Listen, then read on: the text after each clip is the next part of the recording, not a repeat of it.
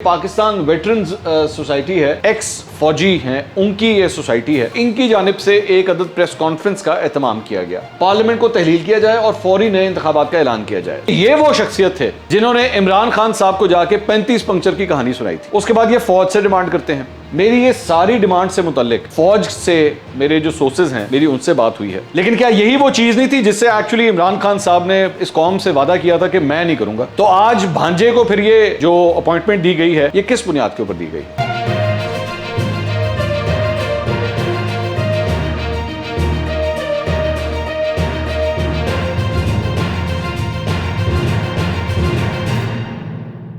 अस्सलाम वालेकुम नाज़रीन, मैं हूं मंसूर अली खान। अपने YouTube चैनल के ऊपर आपको खुश आमदीद कहूँगा। सबसे पहले आपसे दरख्वास्त के चैनल को सब्सक्राइब करना मत भूलिएगा और बेल आइकन ज़रूर प्रेस कीजिएगा। नाज़रीन, खबरें सिर्फ दो मैंने इस व्लॉग के अंदर शेयर करनी है, बल्कि तीन। चले तीन खबरें कर लेते हैं। तीन खबरें जो हैं वो आज आपके साथ शेयर की जाएंगी। एक छोटी खबर है, दो ज़रा बड़ी खबरें हैं जो मैं डिस्कस करना चाहता हूँ। एक खबर तो ये है कि जनाब लोड शेडिंग के हवाले से आज मुस्लिम लीग नून की जो लीडरशिप थी, जिसमें शाहिद खान अब्बासी साहब शामिल थे, डॉक्टर मुसद्दिक मलिक शामिल थे, मरियम औरंगज़ेब शामिल थी, इन सब ने मिलकर एक प्रेस कॉन्फ्रेंस की है और मुल्क के अंदर जो जारी लोड शेडिंग का मसला है उसके ऊपर उन्होंने काफ़ी तफसील से बात की है। उनका ये कहना है कि जी आने वाले चंद हफ्तों के अंदर जो है वो ये लोड शेडिंग का जो मसला है वो काफ़ी हद तक कम हो जाएगा और आने वाले हफ्तों के साथ साथ जो है वो आप एक बतदरीज इसके अंदर कमी देखना शुरू कर देंगे। अब जाहिर बात है, ये तो अभी सिर्फ एक बयान है, मैं तो इसको बयान की हद तक लूँगा। मुझे नहीं पता आगे चल के क्या सिचुएशन है, लेकिन मुस्लिम लीग नून को इसकी वजह से शदीद तनकीद का सामना करना पड़ रहा है। मतलब लोगों ने अब बयानात को इंपॉर्टेंस देना छोड़ दी हुई है। वो ये नहीं आपसे पूछते कि जनाब पीछे की ऐसी तो फिर उसने क्या किया। वो कहते हैं भाई हमें ये बताएं कि आज बिजली की क्या सूरत हाल है। और मेरी जो चंद मतलब बिज़नेस कम्युनिटी के लोगों से जो ख़ास तौर पे बात हुई है, इंडस्ट्रियलिस्ट वगैरह, वो बहुत परेशान है इसको लेके। तो उम्मीद करते हैं कि जो आज हमें बताया गया है, सुनाया गया है, उसके ऊपर अमल भी हो जाए। एक तो सबसे बड़ी बात ये। दूसरा, आज एक डेवलपमेंट हुई है जनाब इस्लामाबाद में। इस्लामाबाद में बेसिकली ये पाकिस्तान वेटरन्स सोसाइटी है, जो बेसिकली एक्स फौजी हैं, उनकी ये सोसाइटी है, ऑर्गेनाइजेशन है और इनकी जानिब से एक अदद प्रेस कॉन्फ्रेंस का एहतमाम किया गया। ये प्रेस कॉन्फ्रेंस जो है आज शाम को गालबन 4 बजे मुनक्किद होनी थी नेशनल प्रेस क्लब के अंदर, लेकिन उसके बाद ये खबर आई कि जनाब इनको प्रेस कॉन्फ्रेंस करने से रोक दिया गया है और उसके बाद वो प्रेस कॉन्फ्रेंस जो है वो प्रेस क्लब में तो नहीं हो सकी, लेकिन एक और जगह के ऊपर फिर इन्होंने उस प्रेस कॉन्फ्रेंस का एहतमाम किया, किसी ग्राउंड के अंदर, जहाँ पे साफ़ियों ने उनको कवर भी किया जाके। तो लेकिन मेरा ये अपना मानना है, मेरा अपना पॉइंट ऑफ व्यू है कि सबको आज़ादी इज़हार राय होना चाहिए। आपका बेशक किसी से इख्तिलाफ हो, अगर वो एक्स सर्विसमैन है, एक्स फौजी हैं, तो इनका भी उतना ही राइट है बोलने का। बोलें ज़रूर, बोलने की इजाज़त दें, उसके बाद उसको एवेल्यूएट करें कि बात कितनी ठीक है या बात कितनी गलत है। तो मुझे बोलने के ऊपर कोई एतराज़ नहीं है। मैं चाहता हूं कि मैं हमेशा सबके बोलने के हक़ के साथ खड़ा हूँगा कि जनाब बात करें, कोई मसला नहीं। अच्छा, दूसरी बात ये, अब वो जो प्रेस कॉन्फ्रेंस की गई, उस प्रेस कॉन्फ्रेंस का जो लुब्बे लुबाब है, उसके बाद ये एक प्रेस रिलीज़ भी जो है वो जारी हुई है। अब इसके अंदर जो चीदा चंद चीज़ें हैं, उसके अंदर ये कहा गया है कि जनाब मतलब पाकिस्तान जो है वो इस वक्त जिन हाथों के अंदर है वो नहीं होना चाहिए। मौजूदा हुकूमत के ख़िलाफ़ बेसिकली प्रेस कॉन्फ्रेंस थी और राना सनाउल्लाह की ऊपर जो है वो भी तनकीद की गई है। इसके साथ साथ ये कहा गया है कि जी 23 और 26 मई के दरमियानी जो रात है, बुनियादी हकूक़ के हवाले से सुप्रीम कोर्ट और पाकिस्तान के अहकामात पर अमल दरामद ना करने और उनकी खिलाफ वर्जी पर तौहीन अदालत की कार्रवाई शुरू करें और पंजाब में आइनी बहरान को हल करें और एक नाजायज़ हुकूमत को यकीनी बनाएं। इलेक्शन कमीशन पर अदालती निगरानी मुसल्लत करें जो पहले ही हदबंदियों और वोटर लिस्टों में छेड़छाड़ कर रहा है। शहबाज शरीफ और हमजा शहबाज, अदलिया से ये डिमांड्स की जा रही हैं, ये मैं सॉरी पहले क्लियर कर दूँ। शहबाज शरीफ और हमजा शहबाज के खिलाफ FIA केस पर मॉनिटरिंग जज मुकर्रर किया जाए। आर्टिकल 124 MPO 5 और आर्टिकल 245 के गलत इस्तेमाल को रोकें। ये अदलिया से डिमांड्स हैं। सॉरी, मैं ऊपर एक चीज़ भूल गया, वफाकी हुकूमत से भी डिमांड्स की गई हैं, ज़रा वो मैं सामने रख दूँ। उसमें उन्होंने कहा जी 25 मई 2022 से पहले, इसके दौरान और उसके बाद पुलिस की कारकर्दगी की तहकीकात और जिम्मेदारी का तयन करने के लिए एक अदालती कमीशन का तकर्रुर करें जिसमें तशद्दुद, बगैर वारंट के आधी रात को छापे, गैर कानूनी गिरफ्तारियाँ और ट्रांसपोर्ट में रुकावटें शामिल हों। वज़ीर दाखिला को फौरी तौर पर हटाया जाए। राना सनाउल्लाह को हटाने का मुतालबा किया गया। एक मौसर इक़्तिसादी टीम की शमूलियत, तबाहशुदा अमलाक और ट्रांसपोर्ट का मुआवजा अदा करें। पार्लियामेंट को तहलील किया जाए और फौरी नए इंतखाबात का ऐलान किया जाए। सो एक्स सर्विसमैन, एक्स फौजी जो हैं वो ये डिमांड कर रही थी कि पार्लियामेंट को तहलील कर दिया जाए और फौरी इंतखाबात करवाए जाएँ। उसके बाद ये फ़ौज से डिमांड करते हैं। फ़ौज से क्या डिमांड है जी? ये फ़ौज के गैर जानिबदार और गैर सियासी होने के वाज़े मौक़िफ़ के बावजूद सोशल मीडिया इसके बरक्स खबरों से भरा हुआ है। मेन स्ट्रीम और सोशल मीडिया पर तबसरे और तबर्रा और बर्बरियत में हुकूमत की ऊंच नीच ने मिलकर पाक फ़ौज का बुरा इमेज पेश किया है और एक ऐसा इदारा जिसकी हमने फ़ख्र और कुर्बानियों के साथ खिदमत की है, इसके लिए अब डिमांड्स शुरू होती हैं। 5 डिमांड्स हैं। इस बात को यकीनी बनाएं कि मुसल्लह अफवाज के हौसले पस्त ना हो और उनकी कॉरपोरेटिज्म मुल्क के लिए लड़ने की सलाहियत और ऑपरेशनल कारकर्दगी पर मनफी असर ना पड़े। ISPR को फ़ौज के खिलाफ सोशल मीडिया मुहिम का तख्लीकी जवाब देना चाहिए। छावनियों में चैनल्स पर पाबंदी लगाकर मीडिया के खिलाफ जाबराना इक़दाम नहीं होने चाहिए। अपने जमहूरी हक़ का इस्तेमाल करने वाले साबिक फ़ौजियों को डराना बंद करना चाहिए। कीमतों में इजाफे की वजह से ख़ासतौर पर निचले दर्जों के साबिक फ़ौजियों की पेंशन में इजाफा होना चाहिए। अच्छा, अब ये बेसिकली ये सारी डिमांड्स थी। सबसे पहले तो मैं आपको जो एक चीज़ शेयर करना चाहता हूँ, मेरी ये सारी डिमांड से मुतल्लिक फ़ौज से मेरे जो सोर्सेज हैं, मेरी उनसे बात हुई है। मैं उनका पॉइंट ऑफ व्यू भी अभी आपके सामने रखता हूँ। लेकिन ये जो एक डिमांड है, चलें बाकी चीज़ें तो फिर भी मैं सुन लूँ। ये वफाकी हुकूमत के हवाले से जो चौथी डिमांड है कि जी पार्लियामेंट को तहलील किया जाए और फौरी नए इंतखाबात का ऐलान किया जाए, ये किस हैसियत में ये डिमांड कर रहे हैं? मतलब क्या ये कोई सियासी जमात है जो ये इस तरह की चीज़ें डिमांड कर सकती है? क्या ये लोग पॉलिटिक्स में हैं, या ये समझते हैं ये लोग आज भी पॉलिटिक्स में हैं जिसकी वजह से सब कुछ कर सकते हैं? तो ये बड़ा मुझे हैरान को। बाकी चीज़ें ठीक है, आप बाकी जो मर्जी डिमांड्स कर रहे हैं। लेकिन बाय द वे मेरी जो अपने सोर्सेज से बात हुई है, जो मैंने उनसे ये जो इस हवाले से जो कुछ भी आया है, मेरे पास जो इन्फॉर्मेशन आई है, उन्होंने कहा जी बात ये है कि ये जो पूरी ये जो सोसाइटी बनी हुई है, ये एक्स सर्विसमैन जो फ़ौज के हैं उनकी वेलफेयर के लिए बनी हुई है, उनकी बेहतरी के लिए बनी हुई है। उनको सियासी मकासद के लिए इस्तेमाल नहीं किया जा सकता कि आप सियासी इश्यूज़ के ऊपर जो है वो डिबेट्स करना शुरू कर दें, डिस्कशन करना शुरू कर दें, अपना पॉइंट ऑफ व्यू देना शुरू कर दें कि जनाब देखें हम सारे एक्स फौजी हैं और हमारा पॉइंट ऑफ व्यू जो है ना वो इसके अंदर, आपका टेक्निकली स्पीकिंग इस मामले में कोई पॉइंट ऑफ व्यू होता ही नहीं है, कुछ भी नहीं होता, क्योंकि आपका कोई स्टेक नहीं है इस सारी चीज़ के अंदर। हाँ, एक तरीक़ाकार हो सकता है, अगर आप करना चाहें तो आपको खुली इजाज़त है कि आप सियासत में हिस्सा लें। अच्छा, इंटरेस्टिंगली ये जो मैं बात कह रहा हूँ कि जी आप सियासत में हिस्सा लें, सियासत में एक्चुअली हिस्सा ले चुके हैं, ये भी मैं अभी आपको बता दूँ और मैं भी आपको दिखाता हूँ कि किस तरह मैं ये बात कह रहा हूँ। इसमें ज़रा ये आगे चल के देखिए, वेटरन्स ऑफ पाकिस्तान, इसमें सबसे पहले ये इनके जो सदर हैं वो हैं lieutenant general retired Ali Kuli Khan खटक, हिलाल इम्तियाज़ मिलिट्री, इनका बेसिकली तमगा जो इनको मिला हुआ है। ये सदर हैं, इस सोसाइटी के सदर हैं। लेकिन प्रॉब्लम पता क्या है?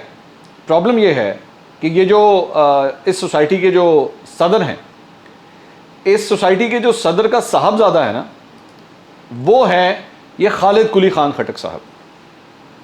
ये इनका ट्विटर अकाउंट भी है और इन साहबजादे का जो स्टेटस है वो है इंफॉर्मेशन, जो इन्होंने ट्विटर पे लिखा हुआ है, information deputy general secretary PTI south KP। ये सदर साहब के साहबजादे खुद PTI के अंदर है। और ये जो तस्वीर आप देख रहे हैं, ये भी आपको जब इमरान खान साहब वज़ीर आज़म थे तो ये तस्वीर भी जो है वो इन्होंने अपने अकाउंट के ऊपर लगाई हुई है। अच्छा, दूसरी बात ये कि इस सारी चीज़ के अंदर ये 14 अप्रैल की जनाब ये तस्वीर है और 14 अप्रैल की तस्वीर के अंदर ये खुद उन्होंने ट्वीट किया हुआ है, चेयरमैन इमरान खान से वालिद मोहतरम जनरल रिटायर्ड अली कुली खान खटक के हमरा तफसीली मुलाकात, आज़ाद खारजा पॉलिसी और खुद मुख्तारी पर इमरान खान के मौक़िफ़, साबका फ़ौजियों की तंजीम की जानिब से मुकम्मल हिमायत की यकीन दहानी, आइंदा इंतखाबात में इमरान खान के शाना बशाना खड़े होने के अज़म का इजहार, और साथ अपने वालिद साहब के साथ ही वहाँ पे बैठे हुए बनी गाला की ये तस्वीर है इमरान खान साहब के साथ। ठीक है, तो हो क्या रहा है, इशू ये है कि ये शो ये कर रहे हैं कि ये बेसिकली एक एक्स फौजियों की ये जमात है, लेकिन जमात भी नहीं है बल्कि एक ऑर्गेनाइजेशन है, लेकिन हैं ये बेसिकली पाकिस्तान तहरीक इंसाफ के साथ। और ये एक पुरानी खबर है 23 मई 2012 की, पाकिस्तान टुडे के अंदर ये खबर छपी हुई है। उसके अंदर बाकायदा तौर पर लिखा हुआ था कि जी lieutenant general Ali Kuli Khan Khattak has joined the Pakistan Tehreek Insaf, it was reported on Tuesday. ये तब की खबर है 2012 की।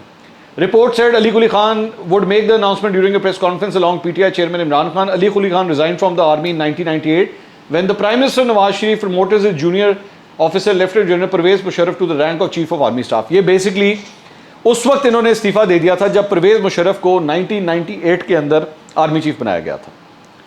अब मुस्लिम लीग नून के लोग ये बात कहते हैं कि जनाब इनको इस बात का गुस्सा है, इस बात की तप है कि मुझे आर्मी चीफ क्यों नहीं बनाया था, और जिसकी वजह से उसके बाद ये खबर आई कि जी ये पाकिस्तान तहरीक इंसाफ जो है वो ज्वाइन कर रहे हैं। और बेटा तो खैर वो है, वो तो आपको मैंने दिखा भी दिया, जो इसमें कोई मसला नहीं है, इसमें कोई प्रॉब्लम नहीं है। मैं बार बार कह रहा हूँ कि इनका भी हक है, लेकिन ये इंस्टेड इस प्लेटफॉर्म को इस्तेमाल करने के और ये शो करने के कि जनाब साबिक फ़ौजी जो हैं वो इस वजह से इतने कंसर्न हैं, उसके बजाय बेहतर ये था कि आप अनाउंस करें, आप पीटीआई ज्वाइन करें और फिर खुल के सियासत करें तनकीद इनके ऊपर। इंपोर्टेड हुकूमत नामंजूर है, जो भी आपने कहना है आप 100 दफ़ा कहें, लेकिन ये जो पूरी प्रेस कॉन्फ्रेंस आज की गई है। अच्छा, इंटरेस्टिंग बात यह है कि इस प्रेस कॉन्फ्रेंस के अंदर हमारे जो शरारती सहाफ़ी हैं मतीउल्लाह जान साहब, वो भी वहाँ पर तशरीफ़ रखते थे, और जब वो प्रेस कॉन्फ्रेंस हो गई तो सहाफ़ियों ने उनसे कहा कि जनाब सवाल लें, तो उनका सवाल का जवाब जो है वो अली कुली खान साहब को कहा गया कि जनाब आप सवाल का जवाब दें। तो अली कुली खान साहब पहले खड़े हुए, लेकिन उसके बाद सवालों का जवाब दिए बगैर वहाँ से चले गए। अब वहाँ पे इनके जो एक्स सर्विसमैन हैं, इनके रिश्तेदार वगैरह भी होंगे, बच्चे भी होंगे, पाकिस्तान तहरीक इंसाफ के भी चाहने वाले होंगे, उन्होंने मतीउल्लाह जान के खिलाफ नारेबाजी वहाँ पे शुरू कर दी। भाई किस बात की आप नारेबाजी कर रहे हैं? सिर्फ इस बात की कि वो सवाल करने लगे, सवाल किया भी नहीं अभी, लेकिन इसी बात के ऊपर उनके ऊपर जो है नारेबाजी शुरू कर दी गई। तो एक तो साहब ये हो गए जो मैंने आपको दिखाए हैं। दूसरा, ये जो लिस्ट थी, इस लिस्ट के अंदर ये नीचे जाके एक नाम देखिएगा, ब्रिगेडियर रिटायर्ड सैमसन साइमन, सितारा इम्तियाज़ मिलिट्री, ठीक है। अब ये साहब जो हैं ये भी यहाँ पे खड़े हुए हैं, ये जब आज यहाँ पे थे तो ये साहब ये खड़े हुए हैं यहाँ पे। ये ब्रिगेडियर साइमन कौन है? ये ब्रिगेडियर साइमन भी जो हैं वो पाकिस्तान तहरीक इंसाफ का बाकायदा हिस्सा रहे हुए हैं, और सिर्फ इनकी ये वजह शोहरत नहीं है, इनकी वजह शोहरत ये है कि ये वो शख्सियत थे जिन्होंने इमरान खान साहब को जाके 35 पंक्चर की कहानी सुनाई थी। ये वही 35 पंक्चर की कहानी है जिसके ऊपर डॉक्टर शाहिद मसूद ने माफ़ी मांग ली थी कि जनाब ये स्टोरी गलत है। अब जाके पिछले साल नजम सेठी साहब से उन्होंने माफ़ी मांगी थी। इसको स्टार्ट करने वाले ये ब्रिगेडियर साइमन थे, और उसके बाद वो जो 126 दिन का धरना हुआ था और 35 पंक्चर, ये उस 35 पंक्चर के पीछे ये साहब थे जो आज इस प्रेस कॉन्फ्रेंस में खड़े हुए थे। इन्होंने मतीउल्लाह जान साहब को एक इंटरव्यू दिया हुआ है, और उस 35 पंक्चर के हवाले से उसमें ये क्या फरमा रहे हैं देखिएगा ज़रा। ही में कि कोर कमेटी की मीटिंग में मैंने बताया था ये, उसके बाद मैं मंजरनामे से हट गया जब तक कि चेयरमैन साहब ने मेरा नाम नहीं लिया। आपने बताया तो था, मगर आपको भी यकीन नहीं था कि बात दुरुस्त है, जैसे आपने खुद कहा कि ये उन लोगों की तरफ से आ रही थी। देखिए, मैं फौज के आला इदारों में रहा हूँ, बहुत सेंसिटिव काम किए हैं, सुनी सुनाई पे हम लोग यकीन नहीं रखते जब तक तस्दीक ना कर लें। मेरा एक फ़र्ज बनता था बहसीयत एक पार्टी के लीडर के कि इस अफवाह को आगे सिर्फ इंफॉर्मेशन के तौर पे मैं फीड कर दूं, और मैंने वहाँ पर यह भी कहा था कि आप इस पे सोच विचार करें। ये जनाब आपने इनकी गुफ्तगू सुनी, और ये है मतलब इनका भी। अब मुझे बाकियों का अभी मैंने चेक करना नहीं शुरू किया, फ्रैंकली स्पीकिंग। ये दो लोग तो मैं चूँकि जानता हूँ, मुझे मेरी इंफॉर्मेशन, अगर मैं बाकियों की भी डिगिंग शुरू करूँ तो काफ़ी हद तक चीज़ें निकल सकती हैं, लेकिन इन दोनों के बारे में तो मैं कन्फर्म बता रहा हूँ। जो आज एक्चुअली ये प्रेस कॉन्फ्रेंस में अली कुली खान साहब भी बैठे हुए हैं और ब्रिगेडियर साइमन भी बैठे हुए हैं, जिनके बारे में क्लियर कट नज़र आ रहा है कि वो जो हैं पाकिस्तान तहरीक इंसाफ के उनके क्या लिंक्स हैं आपस में। मेरे पास तो खैर इनके लिंक्स की और भी इंफॉर्मेशन है, लेकिन मैं उनको डिस्कस नहीं करना चाहता क्योंकि वो ज़रा पर्सनल लेवल के ऊपर है।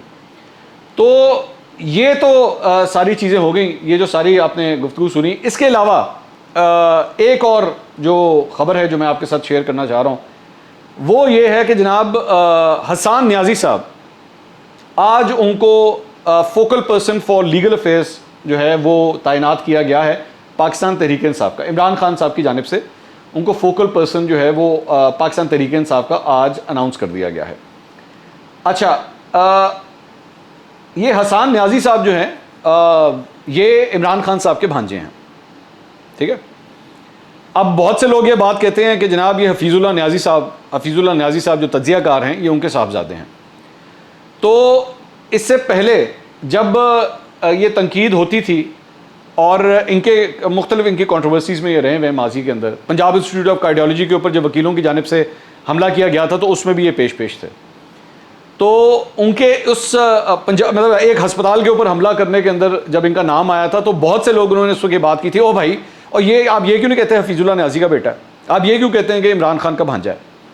तो हम उनको बार बार ये बताते थे कि भाई इसकी वजह यह है कि वो अपने मामू के बहुत करीब हैं और वो उनकी पॉलिटिकल आइडियोलॉजी को फॉलो करते हैं। वो पाकिस्तान तहरीक इंसाफ में है, वो अपने ट्विटर अकाउंट के ऊपर ये लिखते हैं कि वो ISF के अंदर है, इंसाफ स्टूडेंट फेडरेशन, वो जो इनकी यंगस्टर्स की है।